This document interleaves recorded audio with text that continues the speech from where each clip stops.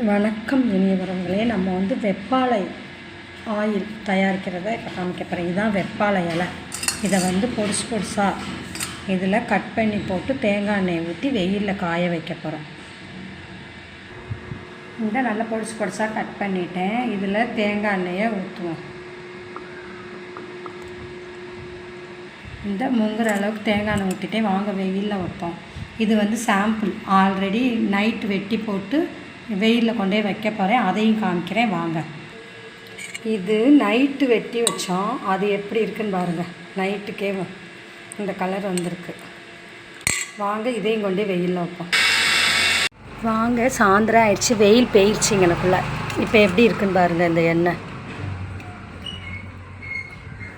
இதை என்ன செய்யணும், 3 நாள் இப்படி வச்சு எடுக்கணும்னா எடுக்கலாம். அப்படி இல்லைன்னா இப்போ இருந்தேவும் இதை நம்ம தேய்ச்சிக்கலாம்.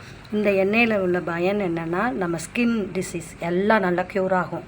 அப்புறம் தலையில் பொடுகு, நம்ம நரைகள் எல்லாம் மாறும். நீங்களும் உங்கள் வீட்டில் தயாரித்து யூஸ் பண்ணுங்கள். தேங்க்யூ.